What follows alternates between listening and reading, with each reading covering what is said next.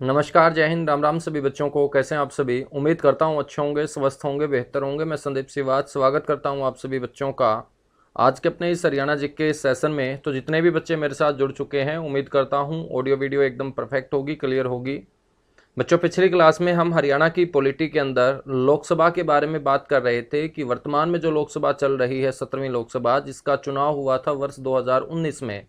तो हरियाणा के अंदर 10 लोकसभा क्षेत्र है। तो 10 लोकसभा क्षेत्र से हरियाणा की जनता ने 10 लोकसभा सांसदों को चुन के देश के दिल्ली के अंदर बने हुए संसद भवन के लोकसभा सदन में बैठाने का क्या किया होगा, उनको काम किया होगा।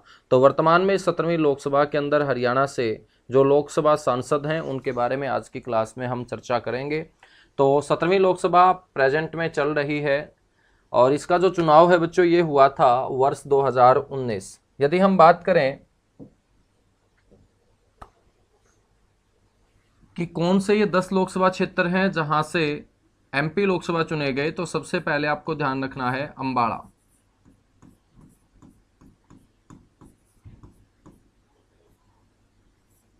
अंबाला लोकसभा जो क्षेत्र है मेरे बच्चों, ये रिजर्व लोकसभा क्षेत्र है, आरक्षित।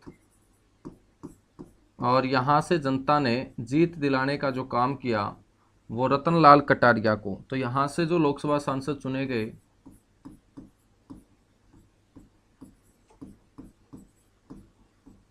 वो रतन लाल कटारिया।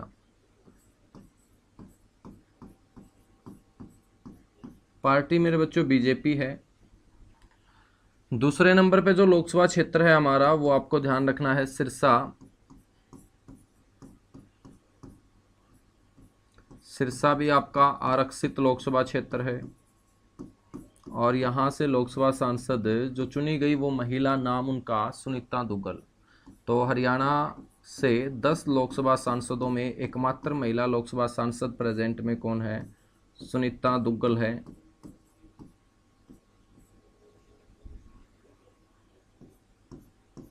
तीसरा जो लोकसभा क्षेत्र है बच्चों, वो आपको ध्यान रखना है कुरुक्षेत्र।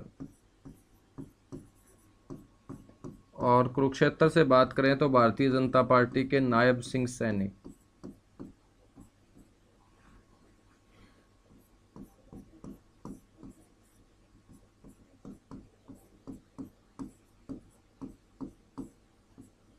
नायब सिंह सैनी। कुरुक्षेत्र के बाद हम बात करेंगे चौथा जो लोकसभा क्षेत्र है करनाल। तो मेरे बच्चों, करनाल से चुने गए संजय भाटिया। और इन 17वीं लोकसभा चुनाव के अंदर हरियाणा में सबसे बड़ी जीत दर्ज करने वाले जो लोकसभा सांसद बने आपके, वो संजय भाटिया ही बने।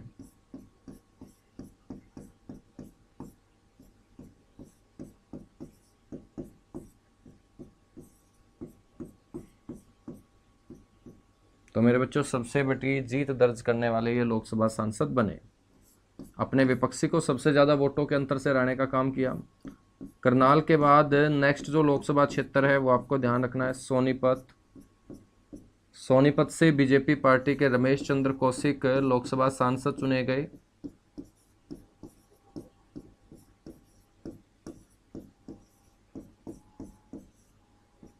रमेश चंद्र कौशिक। नेक्स्ट आपको ध्यान रखना है सोनीपत के बाद रोहतक। रोहतक से बच्चों जो वर्तमान में लोकसभा सांसद हैं वो हैं अरविंद शर्मा। 17वीं लोकसभा चुनाव में सबसे बड़ी जीत दर्ज करने वाले तो करनाल से संजय भाटिया थे, लेकिन इन लोकसभा चुनाव में सबसे छोटी जीत दर्ज करने वाले जो थे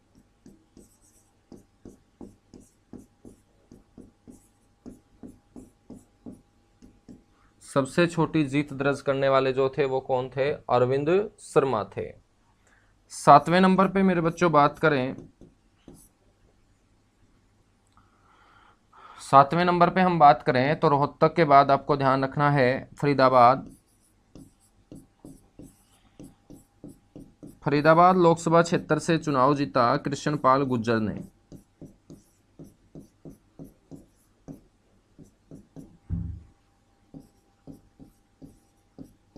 पार्टी बच्चों बीजेपी है सभी की। 10 की 10 सीटों के ऊपर बीजेपी ने इन लोकसभा चुनाव के अंदर जीत दर्ज की थी। फरीदाबाद के बाद 8वां जो लोकसभा क्षेत्र वो है आपका गुरुग्राम लोकसभा क्षेत्र। और गुरुग्राम से हरियाणा के दूसरे सीएम राव वीरेंद्र सिंह के बेटे राव इंद्रजीत ने जीत दर्ज की।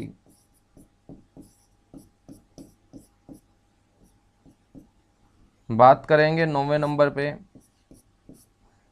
तो मेरे बच्चों 9वें नंबर पे जो है वो आएगा आपका लोकसभा क्षेत्र भिवानी महेंद्रगढ़।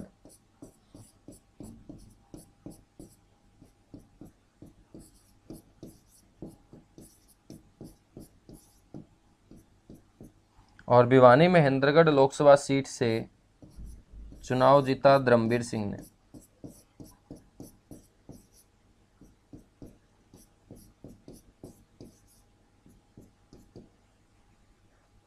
10वीं सीट है मेरे बच्चों हिसार, और हिसार से राज्यसभा सांसद रहे बीरेंद्र सिंह डुमरखिया के बेटे ब्रजेंद्र सिंह ने बीजेपी पार्टी की टिकट से चुनाव लड़ा और यहां से चुनाव जीतने का काम किया। ब्रजेंद्र सिंह लोकसभा सांसद बनने से पहले एक आईएएस ऑफिसर थे। आईएएस के पद से इस्तीफा देते हुए इन्होंने राजनीति के अंदर कदम रखा और कदम रखते ही हिसार लोकसभा सीट से ये एमपी लोकसभा चुने गए। तो ये 10 की 10 आपको सीटों का पता होना चाहिए, और इन सीटों से वर्तमान में चल रही लोकसभा जो 17वीं लोकसभा है, लोकसभा सांसद कौन कौन चुने गए ये आपको पता होना चाहिए। सबसे बड़ी जीत बच्चों करनाल लोकसभा सीट से हरियाणा के अंदर संजय भाटिया ने दर्ज की। तो सबसे छोटी जीत दीपेंद्र सिंह हुड्डा को हराते हुए रोहतक से अरविंद शर्मा ने दर्ज की थी। जल्दी से कीजिएगा नोट। अब हम बात करेंगे राज्यसभा सांसदों की। राज्यसभा जो सांसद है मेरे प्यारे बच्चों हरियाणा से, वो 5 चुने जाते हैं। लोकसभा सांसद 10 चुने जाते हैं। लोकसभा का मतलब है लोगों के द्वारा बनाए जाने वाली सभा, राज्यसभा का मतलब है राज्यों के द्वारा बनाए जाने वाली सभा।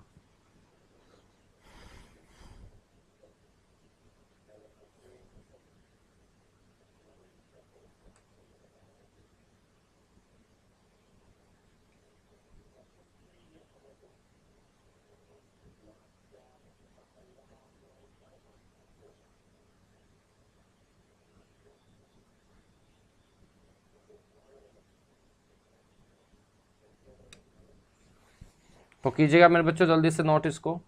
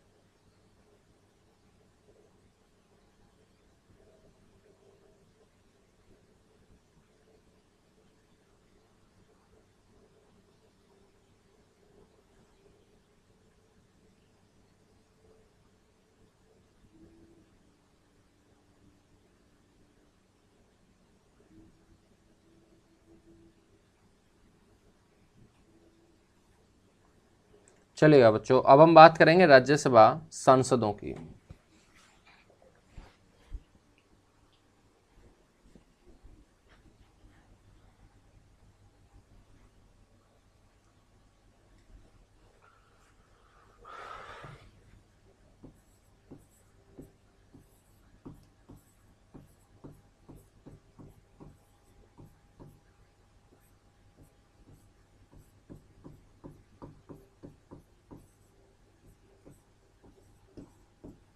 तो मेरे बच्चों वर्तमान में राज्यसभा सांसदों की संख्या हरियाणा के अंदर कितनी है? 5।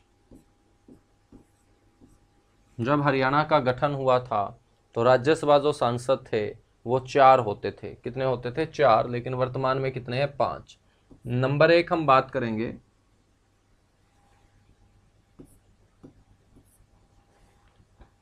नंबर 1 जो है वो आपको ध्यान रखना है, रामचंद्र जांगड़ा।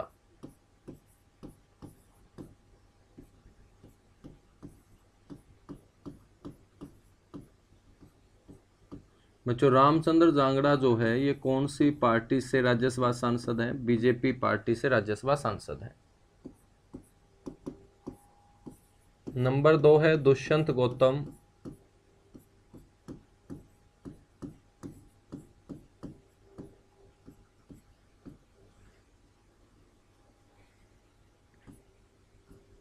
ये भी कौन सी पार्टी से हैं? ये भी बीजेपी पार्टी से हैं। रामचंद्र जांगड़ा, दुष्यंत गौतम। दुष्यंत गौतम के बाद मेरे बच्चों ध्यान रखना है आपको देवेंद्र पाल वत्स।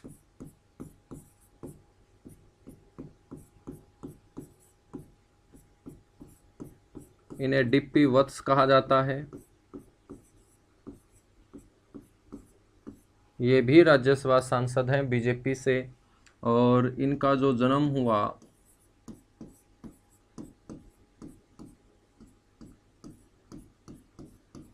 वो थुराना गांव हिसार।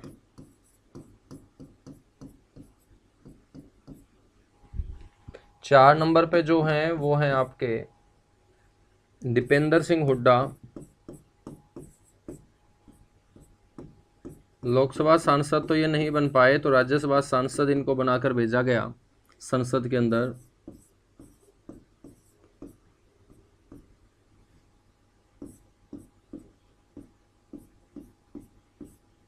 ये हैं इंडियन नेशनल कांग्रेस से।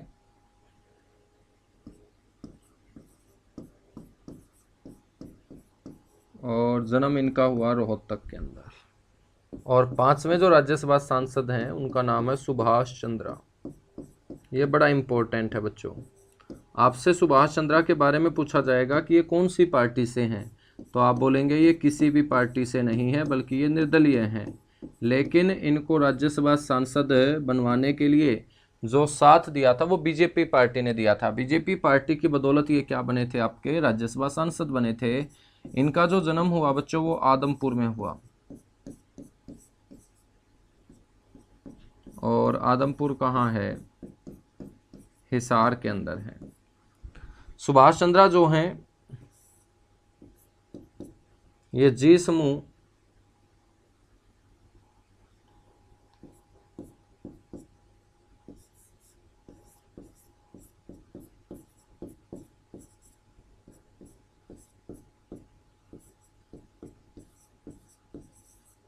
और एसएल ग्रुप के चेयरमैन हैं।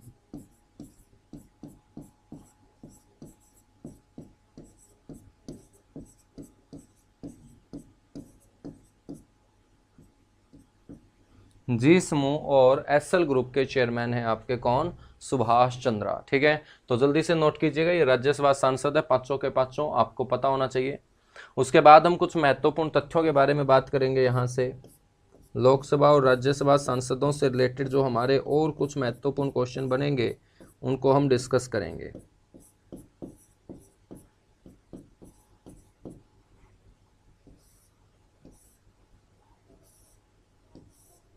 ठीक है, महत्वपूर्ण तथ्यों में सबसे पहले पॉइंट तो आपको यही ध्यान रखना है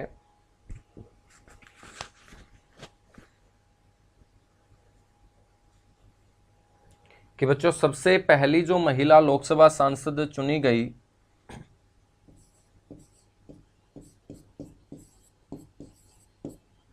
प्रदेश की प्रथम महिला लोकसभा सांसद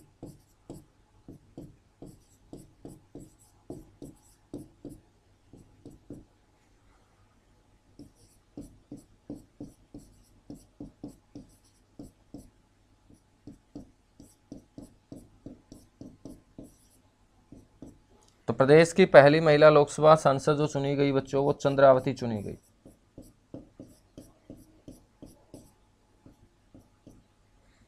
और ये जो चंद्रावती है इनका जन्म हुआ था डालावास गांव।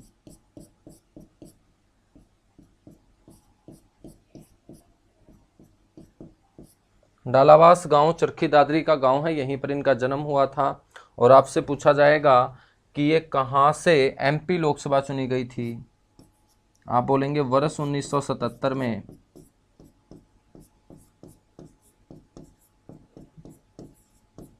भिवानी महेंद्रगढ़ लोकसभा सीट से।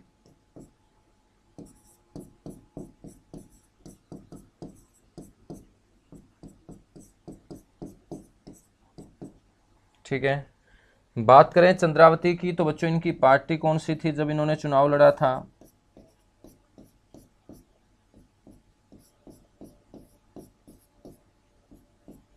तो पार्टी थी जनता पार्टी।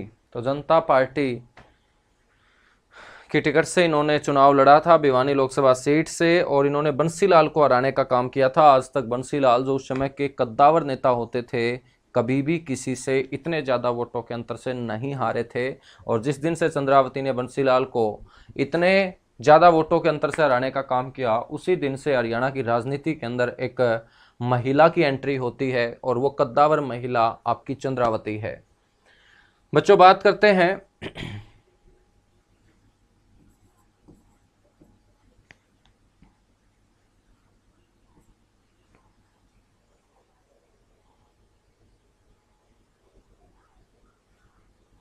सबसे ज्यादा बार लोकसभा सांसद बनने वाली महिला की।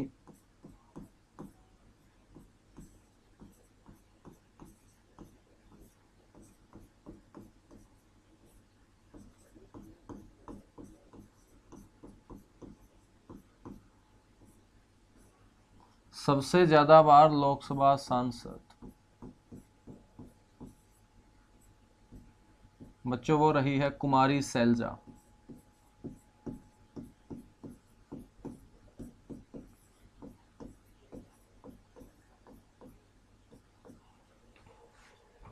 कुमारी सैलजा, ठीक है।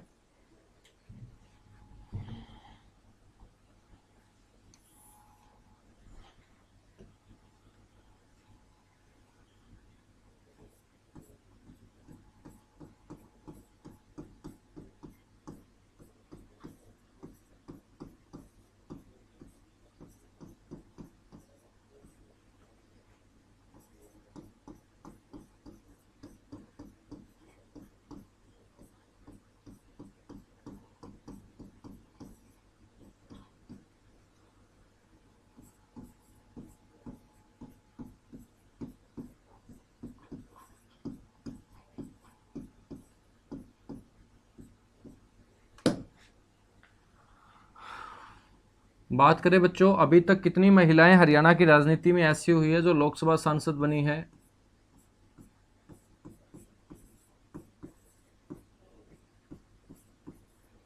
प्रदेश की 6 महिलाएं अब तक हरियाणा की राजनीति में लोकसभा सांसद चुनी गई हैं बच्चों।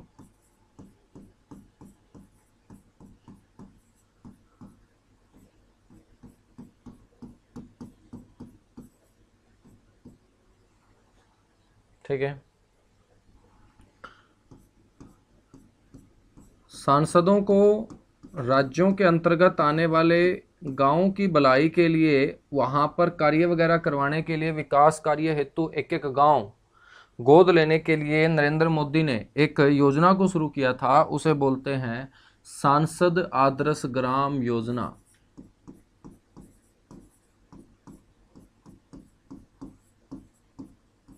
तो आपसे कोई पूछ ले कि हरियाणा के अंदर सांसद आदर्श ग्राम योजना को कब शुरू किया गया, तो आप बोलेंगे सर 11 अक्टूबर 2014।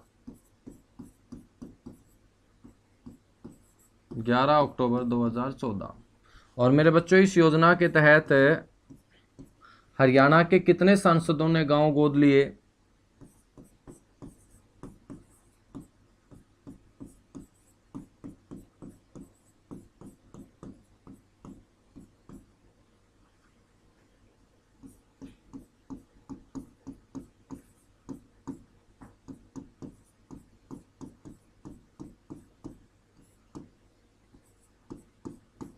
तो आप बोलेंगे हरियाणा में सांसद कितने हैं? 15।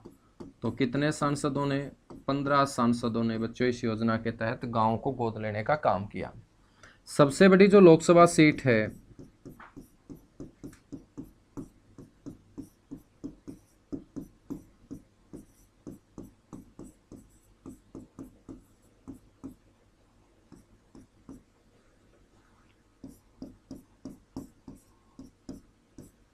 बात करें जनसंख्या की,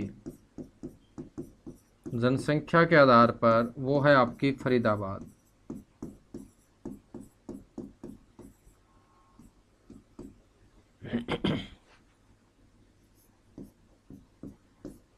और सबसे बड़ी विधानसभा सीट बात करें क्षेत्रफल के आधार पर, सबसे बड़ी विधानसभा नहीं, सॉरी, लोकसभा सीट, क्योंकि लोकसभा की बात हो रही है।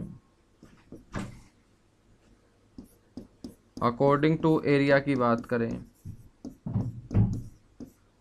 मेरे बच्चों, वो है आपकी भिवानी महेंद्रगढ़।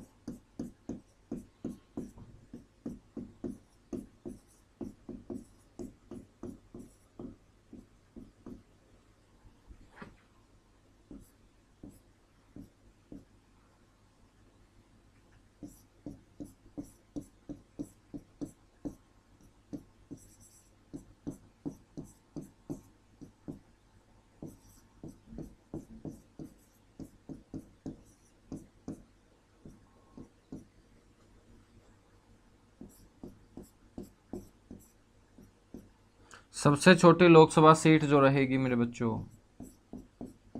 वो रहेगी सोनीपत।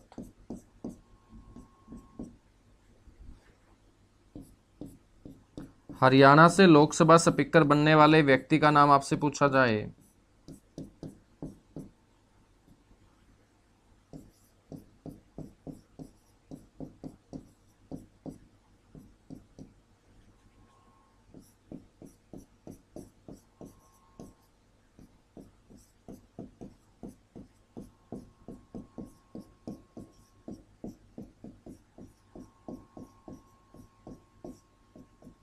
वो कोई और नहीं,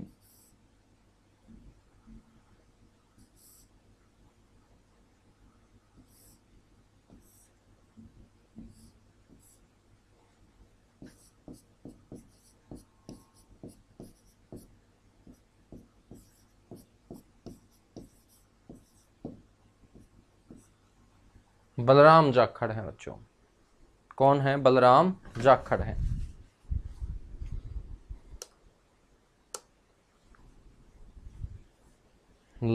कैमरे की लाइट चली गई होगी ना, 1 मिनट रुकिएगा।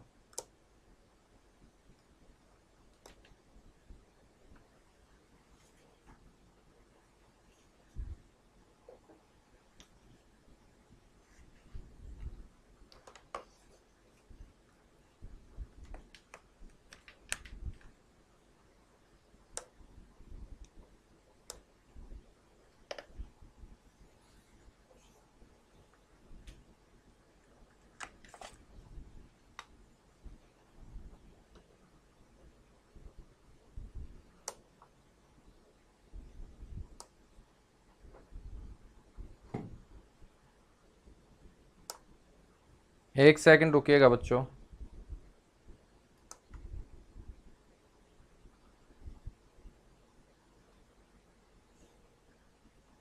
चलिएगा, अब जल्दी से नोट कर लीजिएगा। इतनी सी बातें लिखी हैं जब तक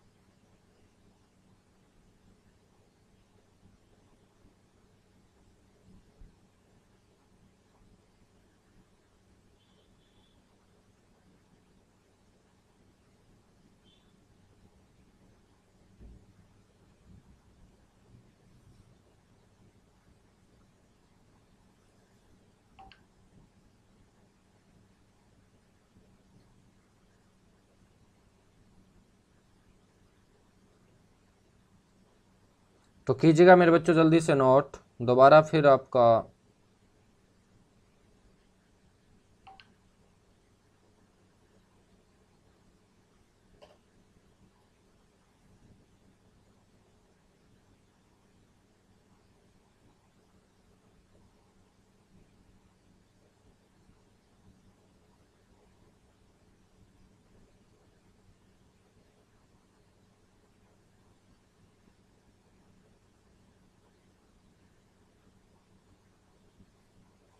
चलिए आगे बढ़ें। नोट कर चुके होंगे सारे योद्धा जितने भी क्लास में जुड़े हुए हैं। अब देखिएगा बच्चों, बात करेंगे हम किसकी, बात करेंगे अब हम हाई कोर्ट की। तो ये आपका, मैंने संसद के अंदर अपने हरियाणा का जो प्रतिनिधित्व था वो आपको पढ़ा दिया है। संसद के अंदर 15 व्यक्ति हमारे बैठते हैं, जिनमें से 10 लोकसभा सांसद होते हैं और 5 राज्यसभा सांसद। ठीक है, अब हम बात करेंगे किसकी, हाई कोर्ट की।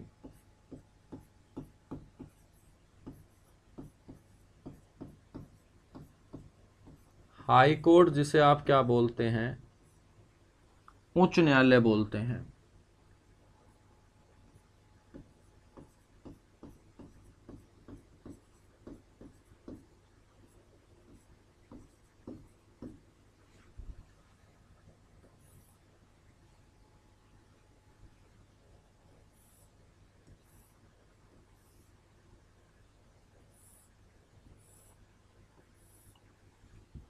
बच्चों संविधान का आर्टिकल 214 बोलता है साफ साफ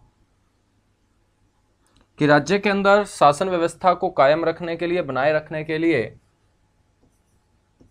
एक उच्च न्यायालय होना जरूरी है। तो आपको ध्यान रखना है, अनुच्छेद 214 संविधान का आर्टिकल 214 के अनुसार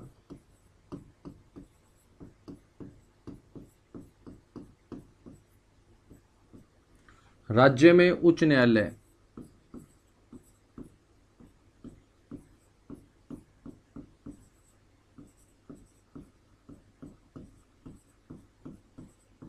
उच्च न्यायालय का मतलब है कि राज्य का जो सबसे बड़ा न्यायालय होगा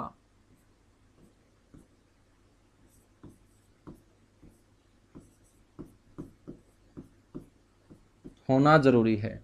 लेकिन संविधान का आर्टिकल 231 बोलता है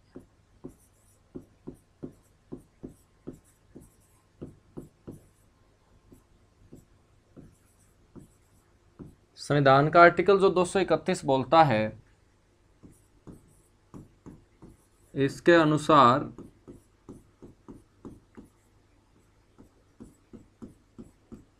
जो भारतीय संसद है वो 2 या 2 से अधिक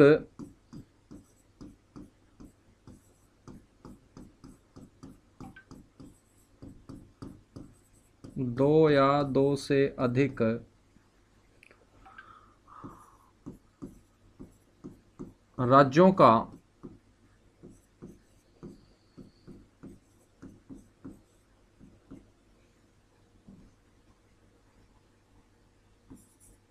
एक ही उच्च न्यायालय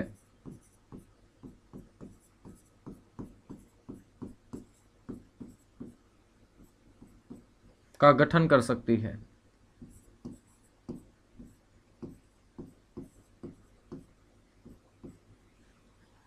तो अनुच्छेद 231 के अनुसार संसद 2 या 2 से अधिक राज्यों का एक ही उच्च न्यायालय का क्या कर सकती है, गठन कर सकती है। क्योंकि बच्चों उच्च न्यायालय का गठन करने का जो अधिकार होगा वो संसद के पास होता है। राज्यों के अंदर उच्च न्यायालय के गठन का जो अधिकार होगा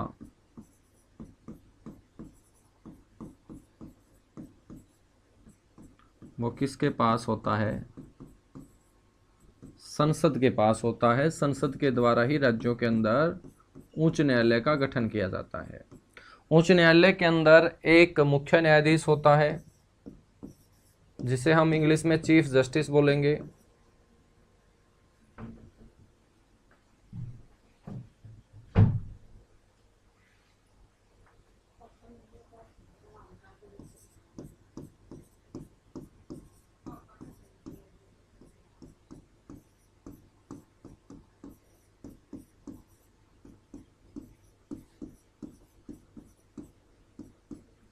उच्च न्यायालय के अंदर एक मुख्य न्यायाधीश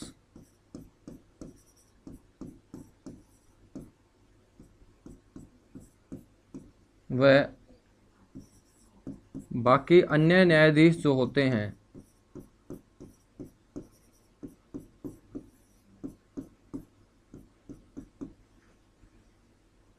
की नियुक्ति और संख्या का जो अधिकार है, किसी भी उच्च न्यायालय के अंदर जो जजों की संख्या होगी और उनकी जो नियुक्ति होगी, इसका जो अधिकार होगा वो राष्ट्रपति के पास होता है।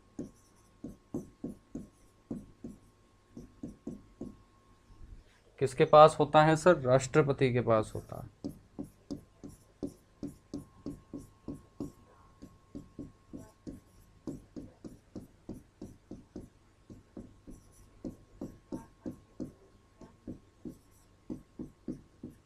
यह आपको पता होना चाहिए, ठीक है बच्चों। जो मुख्य न्यायाधीश होता है, इसको शपथ दिलाने का काम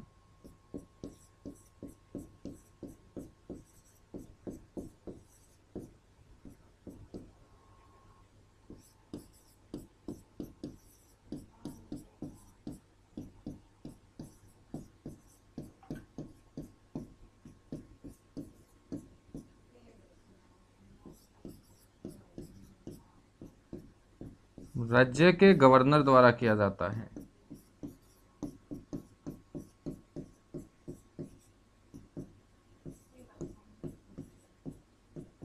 राज्य के गवर्नर द्वारा किया जाता है। अब हम बात करेंगे अपने हरियाणा, पंजाब और चंडीगढ़ हाई कोर्ट की। हरियाणा, पंजाब और चंडीगढ़ हाई कोर्ट।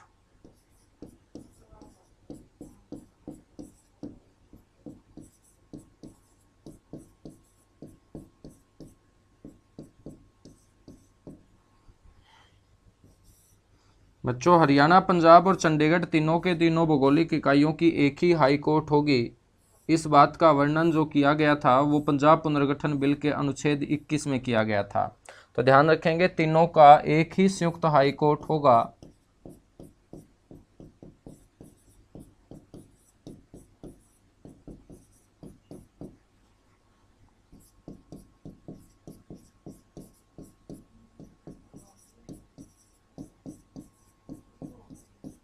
तीनों का एक ही संयुक्त हाई कोर्ट। इस बात का वर्णन पंजाब पुनर्गठन बिल, हरियाणा को पंजाब से अलग करने के लिए जो बिल लाया गया था उसी को पंजाब पुनर्गठन बिल बोलेंगे।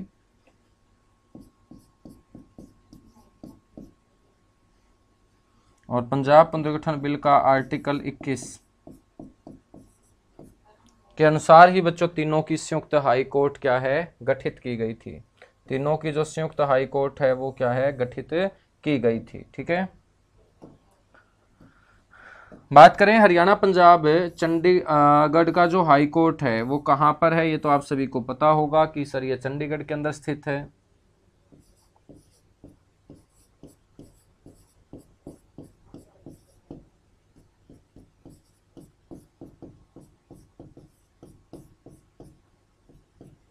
हरियाणा, पंजाब हाई कोर्ट जो चंडीगढ़ के अंदर है, इस भवन के जो वास्तुकार हैं मेरे बच्चों,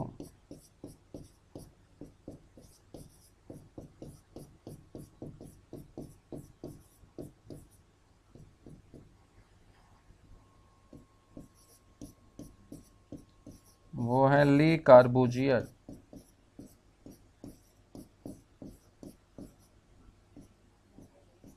और ली कार्बूजियर जो रहने वाले थे वो मेरे बच्चों फ्रांस देश के रहने वाले थे। कहाँ के रहने वाले थे? फ्रांस देश के रहने वाले थे। तो ये तमाम बातें नोट कीजिएगा। उसके बाद हम हरियाणा, पंजाब, चंडीगढ़ हाई कोर्ट को पढ़ना स्टार्ट करेंगे। इसको पहले किस नाम से जाना जाता था, कौन कौन इसके अंदर मुख्य न्यायाधीश नियुक्त किए गए। हरियाणा, पंजाब, चंडीगढ़ जो तीनों भौगोलिक इकाइयों का एक संयुक्त हाई कोर्ट है, इसके जो मुख्य न्यायाधीश होते हैं उनको शपथ दिलाने का काम कौन करेगा, ये भी हम बात करेंगे।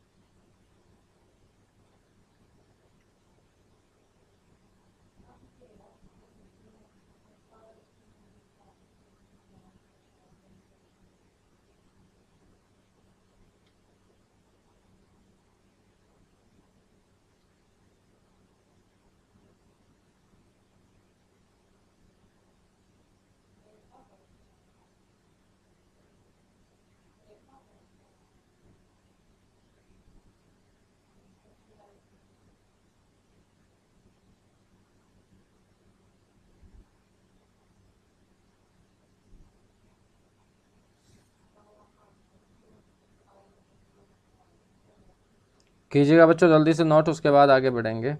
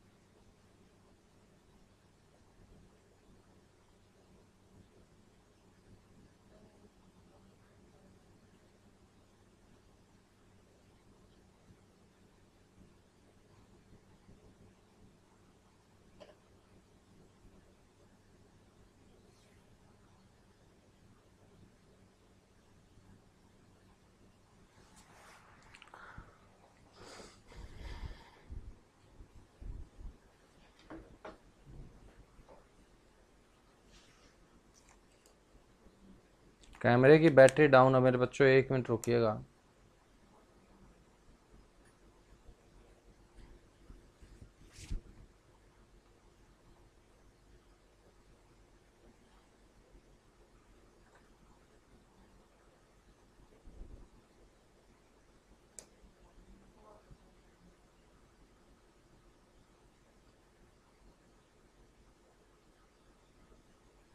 चलिएगा, नोट कर चुके होंगे आप लोग, आगे बढ़ेंगे फिर।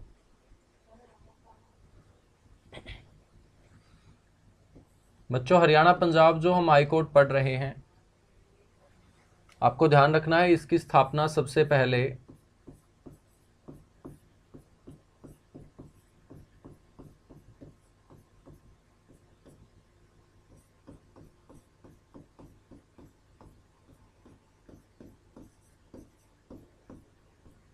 भारत शासन अधिनियम 1915 के तहत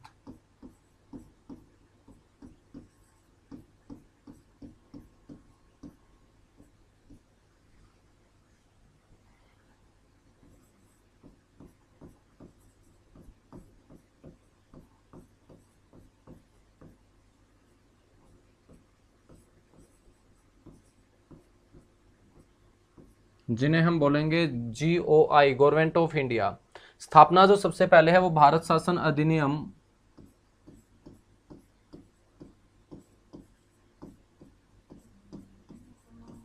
1915 के तहत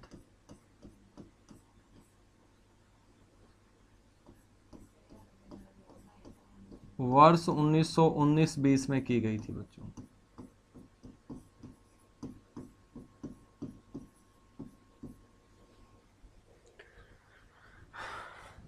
ये जो स्थापित किया गया था, ये लाहौर में स्थापित किया गया था, और लाहौर संयुक्त पंजाब की राजधानी होता था, तो इसीलिए इसे लाहौर हाई कोर्ट के नाम से जाना जाता था।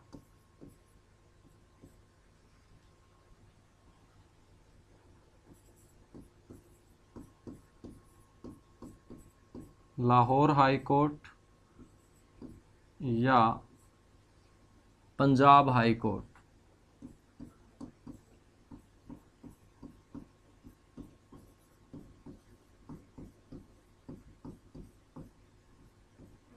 ध्यान रखेंगे मेरे बच्चों, इस हाई कोर्ट के अंदर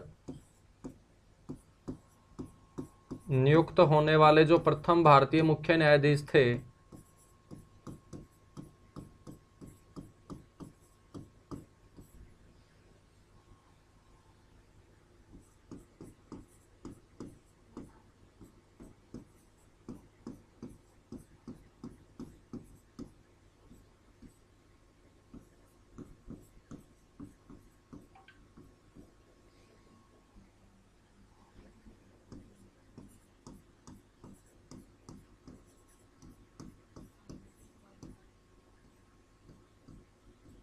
वो थे मेरे बच्चों जस्टिस सर सादीलाल।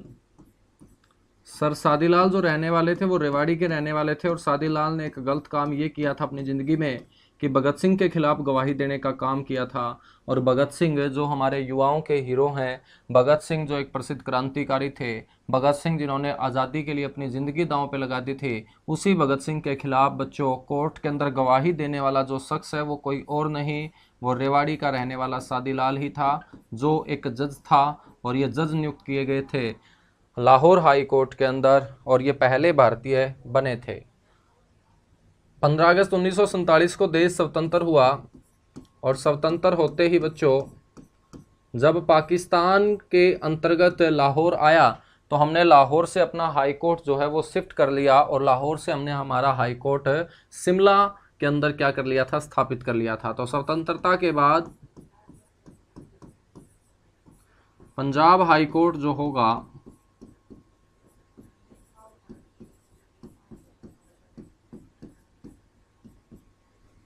ये ध्यान रखेंगे, लाहौर से शिमला।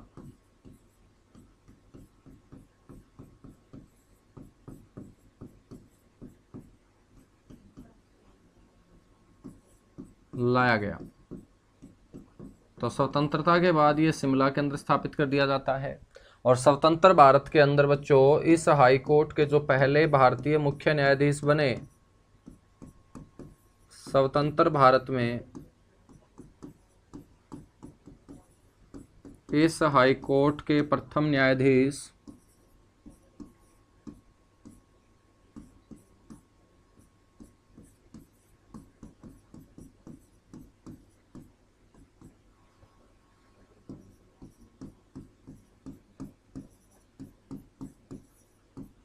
मेरे बच्चों वो बने थे आपके रामलाल। ठीक है। उसके बाद हम बात करें वर्ष 1955 की।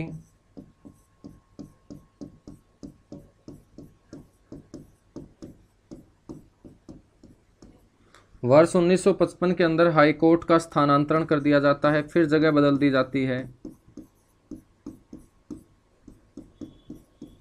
और 55 के अंदर हाई कोर्ट का जो स्थानांतरण है मेरे बच्चों वो शिमला से कर दिया जाता है चंडीगढ़। तो इसे शिमला से चंडीगढ़ लाया जाता है कब, 1955 के अंदर।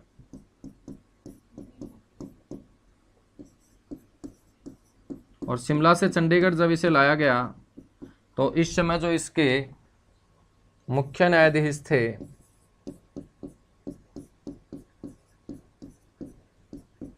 वो थे अमरनाथ भंडारी।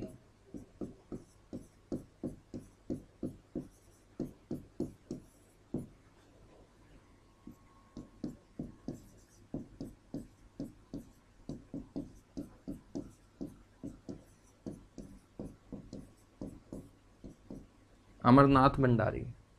फिर बात करते हैं 1 नवंबर 1966 की। पंजाब हाई कोर्ट का नाम रखा जाता है हरियाणा पंजाब चंडीगढ़ हाई कोर्ट।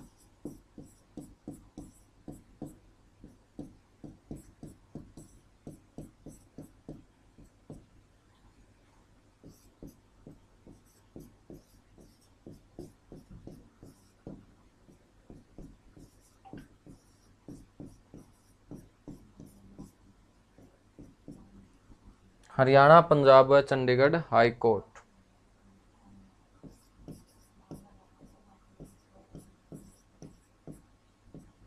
का गठन। बात करें इस समय इसके मुख्य न्यायाधीश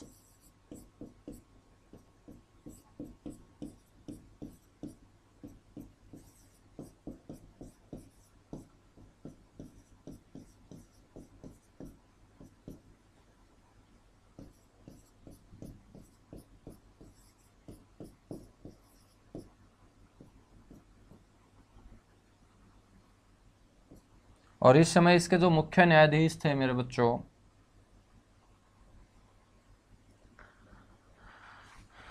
वो थे जस्टिस मेहर सिंह।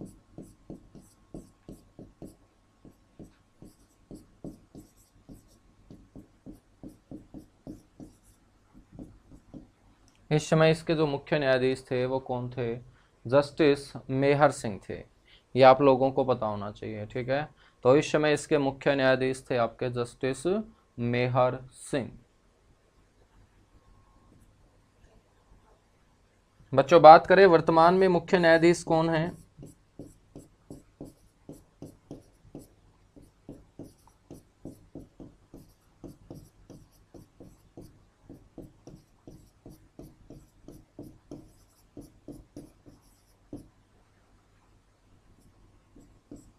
वर्तमान में जो मुख्य न्यायाधीश हैं वो हैं रविशंकर झा।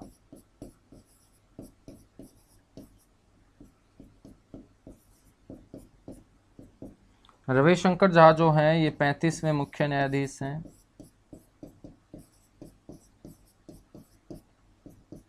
और मेरे बच्चों इन्होंने कार्यभार संभाला 6 अक्टूबर 2019 को।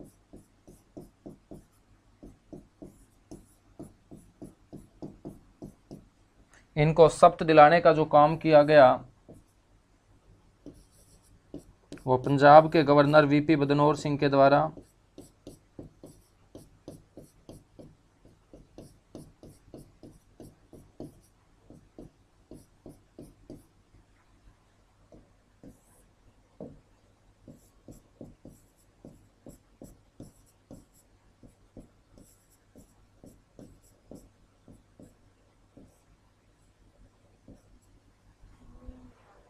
पंजाब गवर्नर वीपी बदनौर के द्वारा मेरे बच्चों इनको शपथ दिलाई गई थी, आप लोगों को पता होना चाहिए। ठीक है, तो वर्तमान में ये मुख्य न्यायाधीश हैं रविशंकर झा, ये आप लोगों को पता होना चाहिए। उसके बाद हम बच्चों आगे बढ़ेंगे। तो इतनी सी बातें आप लोगों के समझ में आ चुकी होंगी। अब मैं आपसे पूछूं कि सबसे लंबे कार्यकाल वाले मुख्य न्यायाधीश कौन हुए।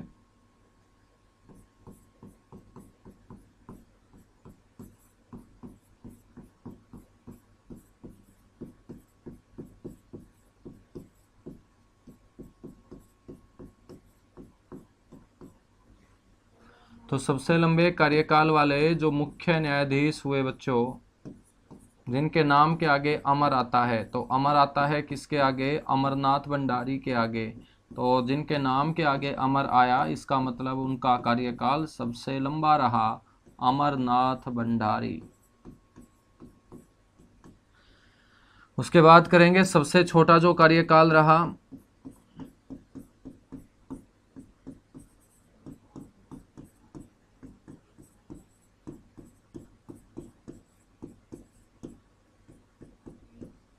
देवी सिंह तेवतिया।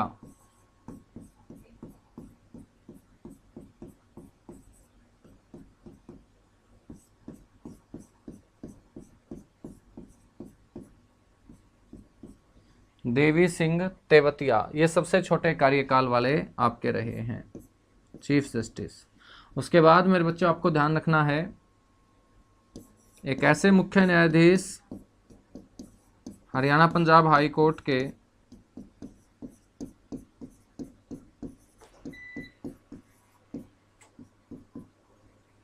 ऐसे मुख्य न्यायाधीश जो या ऐसे मुख्य न्यायाधीश जिन पर संविधान की जो सबसे जटिल प्रक्रिया है महाभियोग, जो राष्ट्रपति सुप्रीम कोर्ट के चीफ जस्टिस हाई कोर्ट के चीफ जस्टिस को हटाने के लिए अपनाई जाती है, उसे बोलते हैं महाभियोग। तो ऐसे मुख्य न्यायाधीश जिन पर महाभियोग लगाया गया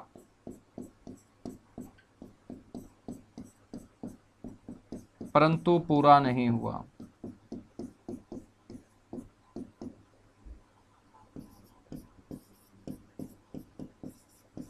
हरियाणा पंजाब हाई कोर्ट के चीफ जस्टिस रहते हुए इनके ऊपर भ्रष्टाचार के आरोप लगे थे और उन्हीं आरोपों के लिए इनके ऊपर महाभियोग लागू किया गया था और इनका नाम है वीर रामास्वामी। वीर रामास्वामी, ठीक है, तो इस चीफ जस्टिस का नाम था वीर रामास्वामी। कीजिएगा बच्चों नोट, उसके बाद आगे बढ़ेंगे, कुछ और बातें यहाँ से डिस्कस करेंगे और उसके बाद आपका यह हाई कोर्ट टॉपिक कंप्लीट होगा। लगभग आपकी 3 से 4 क्लास और होंगी, उसके बाद आपकी जो पॉलिटी सेक्शन है वो कंप्लीट कवर हो जाएगा अच्छे ढंग से।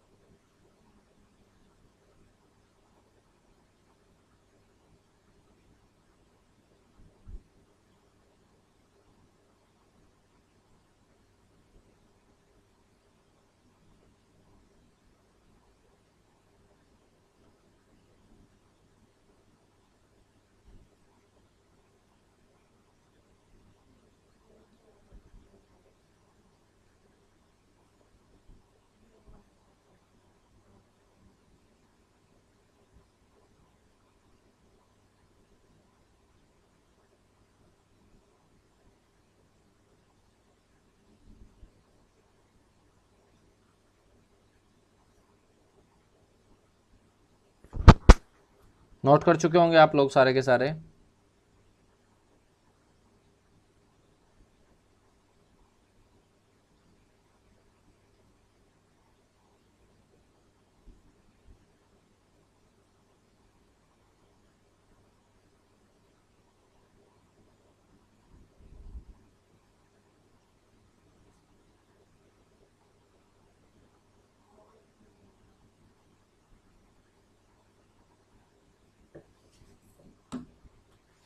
चलेगा, जल्दी जल्दी दो तीन बातें और डिस्कस कर लेते हैं।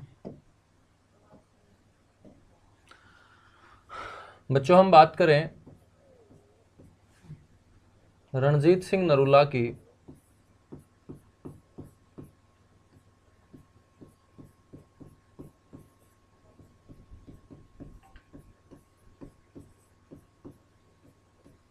और सुरजीत सिंह सांधवालिया की।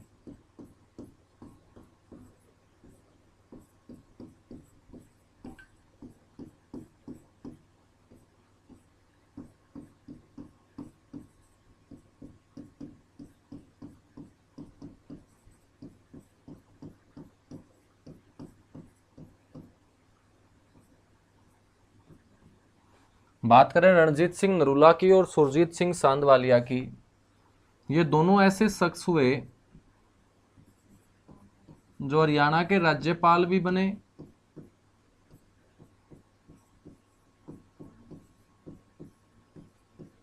और हरियाणा पंजाब चंडीगढ़ हाई कोर्ट के चीफ जस्टिस भी बनाए गए।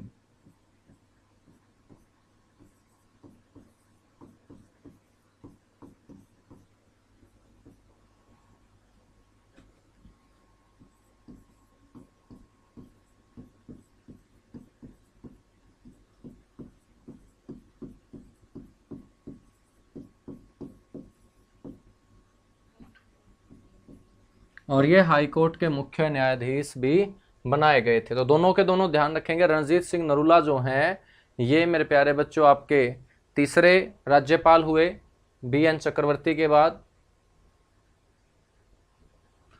और एक सुरजीत सिंह सांधवालिया ये भी गवर्नर बने थे और साथ के साथ ये हाई कोर्ट के चीफ जस्टिस भी रहे हैं। हरियाणा के अंदर कोई भी महिला आज तक हाई कोर्ट की चीफ जस्टिस नहीं बनी, लेकिन हरियाणा के अंदर जो महिला सबसे पहले जज बनी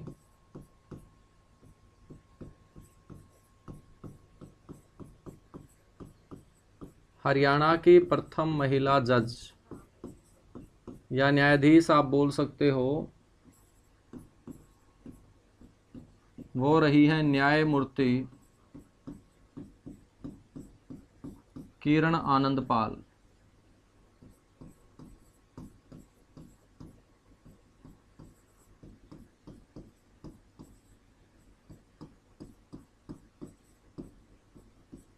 न्यायमूर्ति किरण आनंद पाल, ठीक है।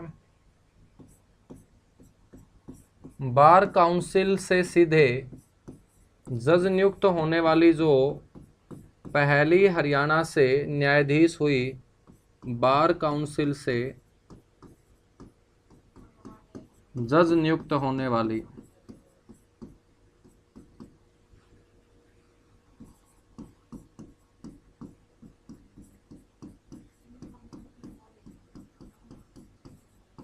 प्रदेश की प्रथम महिला,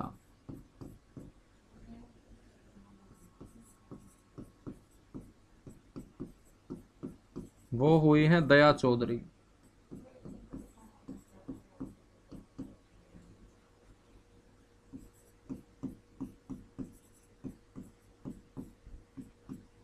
दया चौधरी। बात करें प्रथम महिला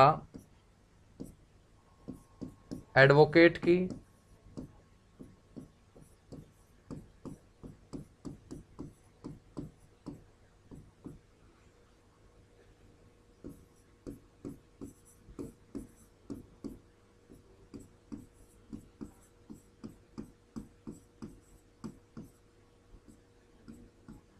प्रदेश की पहली महिला जो एडवोकेट हुई हैं